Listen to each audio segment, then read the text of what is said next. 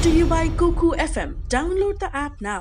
नमस्कार, मेरा नाम है निखिल और आप देख रहे हैं हमारा स्पेशल शो तारीख, जिसमें हम सुनाते हैं उस तारीख से जुड़ी भारत की ऐतिहासिक कहानियाँ। आज 14 सितंबर है और आज की तारीख का संबंध है दो घटनाओं से और दोनों ही भाषा से जुड़ी हैं। पहली घटना, आज के दिन यानी 14 सितंबर 1949 को संविधान सभा ने हिंदी को भारत की राजभाषा का दर्जा दिया था और इसीलिए आज के दिन को हिंदी दिवस के रूप में मनाया जाता है।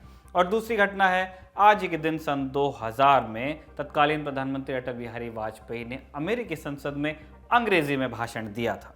संयुक्त राष्ट्र सभा में हिंदी में भाषण देने वाले मशहूर अटल बिहारी वाजपेयी जब प्रधानमंत्री होकर अमेरिका गए तो वहाँ ये संभव नहीं था कि वो हिंदी में बोल पाते।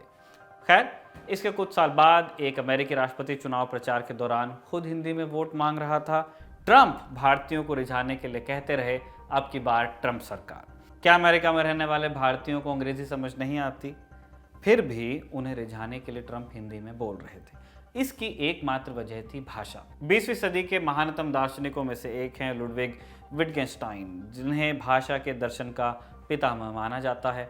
उन्होंने कहा था, the limits of my language mean the limits of my world, यानी मेरी भाषा की सीमा ही तय करती है कि मेरी दुनिया की सीमा क्या होगी।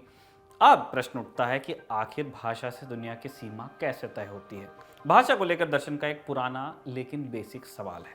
अगर नीले रंग को लाल रंग कह दिया जाए तब भी नीला रंग क्या नीला ही रहेगा? बेसिक लॉजिक से लगता है कि ज़रूर नीला रहेगा। फिजिक्स है, किसी चीज़ को कुछ और कह देने से उस चीज़ में परिवर्तन कैसे होगा, ऐसा मानना बिल्कुल बेवकूफ़ी की बात होगी। लेकिन क्या वास्तव में ऐसा है? कुछ उदाहरणों से समझते हैं। अंग्रेज़ी भाषा में नीला रंग यदि हल्का हो तो उसे लाइट ब्लू कहते हैं और अगर गहरा हो तो उसे डार्क ब्लू कह दिया जाता है। लेकिन रशियन भाषा में लाइट ब्लू और डार्क ब्लू के लिए अलग अलग शब्दों का प्रयोग होता है। नीला, डार्क नीला और हल्का नीला, ये तीनों रशियन भाषा में अलग अलग रंग है। लाइट ब्लू के लिए रशियन में गोलुबॉय शब्द उपयोग में आता है। इसी तरह डार्क ब्लू को रशियन में सीनी कहा जाता है। अब सवाल ये कि शब्द अलग अलग होने से क्या फ़र्क पड़ता है? फ़र्क ये पड़ता है कि अगर एक पेंटिंग में नीले रंग का शेड बदल दिया जाए तो एक अंग्रेज़ी भाषी व्यक्ति के लिए कुछ खास अंतर नहीं आएगा। लेकिन एक रशियन व्यक्ति से अगर पूछा जाए तो उसके लिए पेंटिंग का रंग ही बिल्कुल नया और अलग हो जाएगा। एक और उदाहरण से समझिए। मान लीजिए आप घर में कुछ काम कर रहे हैं, इस दौरान गलती से गिलास को ठोकर लगी और वो गिर जाता है। अब ये सब गलती से हुआ है, यानी एक एक्सीडेंट है। लेकिन अगर अंग्रेजी भाषी से पूछा जाए तो वो कहेगा ही ब्रोक द ग्लास, यानी उसने गिलास को तोड़ दिया या उसके द्वारा गिलास टूट गया। देखिए कि यहाँ जोर सब्जेक्ट पर है, उसने गिलास तोड़ दिया। इसके बजाय एक स्पेनिश भाषी कहेगा ग्लास टूट गया। एक ही घटना के दो भाषाओं में अलग अलग विवरण का कारण भाषा का स्ट्रक्चर है। अंग्रेजी भाषा में सेंटेंस का स्ट्रक्चर एसवी ऑर्डर के तहत होता है, यानी सबसे पहले सब्जेक्ट एस, फिर वर्ब वी और अंत में ऑब्जेक्ट ओ। लेकिन स्पेनिश में ऑर्डर का कोई महत्व नहीं है। सब्जेक्ट और ऑब्जेक्ट को स्पेनिश में एक सफिक्स के थ्रू डिनोट किया जाता है। अंग्रेजी भाषा के स्ट्रक्चर के कारण ज़्यादा संभावना है कि अंग्रेजी भाषी याद रखे कि काम किसने किया, जबकि एक स्पेनिश भाषी याद रखेगा कि क्या हुआ। भाषा के कारण घटना का महत्व कर्ता से कम या अधिक हो सकता है। इसी तरह एक अंग्रेजी भाषी व्यक्ति अगर बोले आई ब्रोक माई आर्म तो ये पूरी तरह से जायज़ है। समझाने की ज़रूरत नहीं कि किसी दुर्घटना में हाथ टूटा है, लेकिन किसी और भाषा में इस वाक्य का कोई मतलब नहीं होगा। जैसे हिंदी में अगर इसका सीधा अनुवाद कर दिया जाए तो निकलेगा मैंने अपना हाथ तोड़ दिया, तो इसका मतलब है व्यक्ति ने अपना हाथ जानबूझकर तोड़ा। इसका बहुत ज़्यादा सेंस बनता नहीं है। इन दो उदाहरणों से हम देख सकते हैं कि भाषा का हमारे रोज़मर्रा के जीवन पर क्या असर होता है। दो अलग अलग भाषा बोलने वाले व्यक्ति दुनिया को बिल्कुल अलग नज़र से देख सकते हैं। भाषा का तिया पाचा समझने के बाद हम हिंदी दिवस के महत्व को समझना शुरू करते हैं। शुरुआत 1835 से। आज़ादी से पहले सारा सरकारी काम अंग्रेज़ी में होता था। होता भी क्यों ना, अंग्रेज़ थे तो अंग्रेज़ी भाषा ही चलनी थी। केवल 200 सालों में अंग्रेज़ों ने भारत में ऐसी पकड़ बना ली थी कि आज़ादी के बाद भी मजबूरन अंग्रेज़ी को राजकाज की भाषा बनाए रखना पड़ा। इसकी शुरुआत हुई 1835 में, जब अंग्रेज़ों ने भारत में शिक्षा व्यवस्था में दखल देना शुरू किया। इसमें एक नाम जो सबसे कुख्यात है वो है लॉर्ड मैकाले का।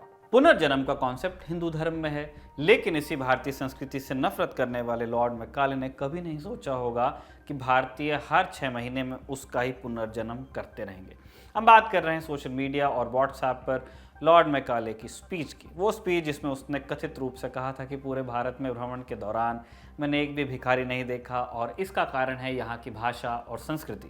खैर, पुनर्जन्म तो छोड़िए, इस स्पीच के जन्म का श्रेय भी हम भारतीयों को ही जाता है, क्योंकि ना तो मैकाले कभी पूरा भारत घूमा, ना ही उसने ब्रिटिश संसद में ऐसा कोई भाषण कभी भी दिया था। हाँ, 1935 में उसने एक रिपोर्ट जरूर तैयार की थी जिसका नाम था मिनट ऑफ एडुकेशन।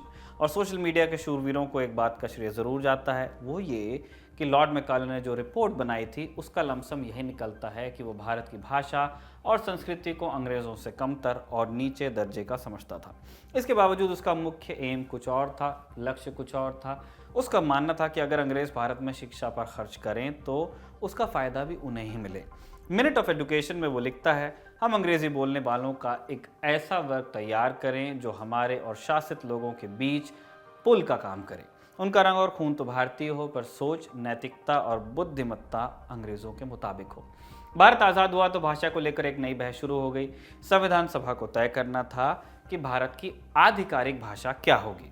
हिंदी पट्टी के नेताओं ने कहा कि चूंकि हिंदी सबसे ज़्यादा बोले जाने वाली भाषा है, इसीलिए इससे ही राष्ट्रीय भाषा का दर्जा मिले।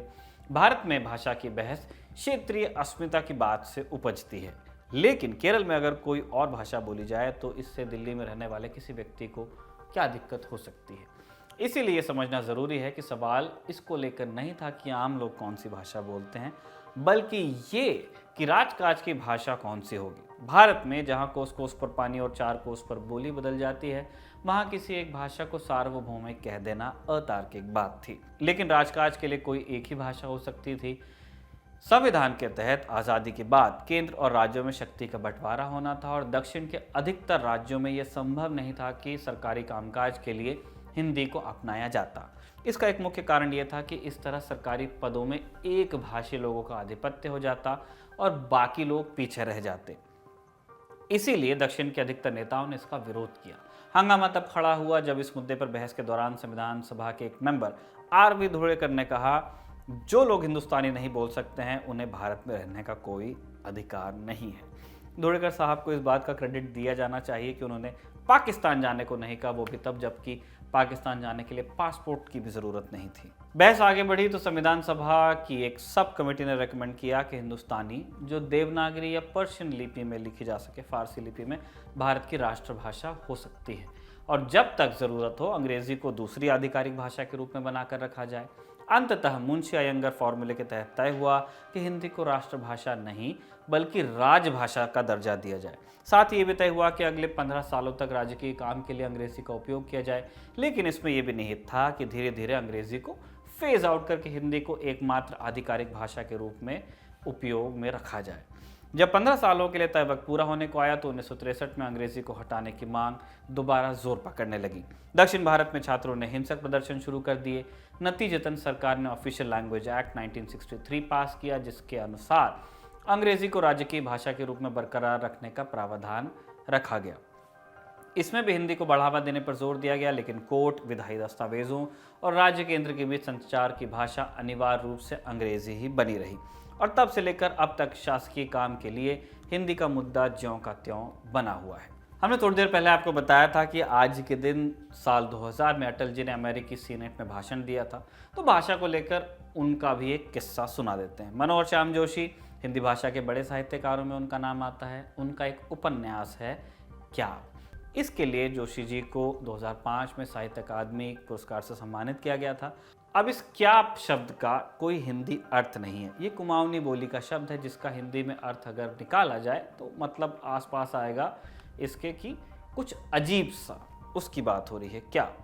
लेकिन क्या का जो एसेंस है वो कोई कुमाऊनी ही समझ सकता है, जैसे कि हमारे साथी कमल जो तारीख के इन एपिसोड्स को लिखते हैं इतनी तगड़ी रिसर्च के साथ। इसी तरह हमारे और दूसरे साथी हैं जो अपनी अपनी बोलियों और भाषाओं में ऐसे शब्द बता सकते हैं जिनका हिंदी में अनुवाद नहीं हो सकता। स्वाति होगी तो मैथिली में ऐसा कोई शब्द बताएगी जिसका हिंदी में अनुवाद नहीं है।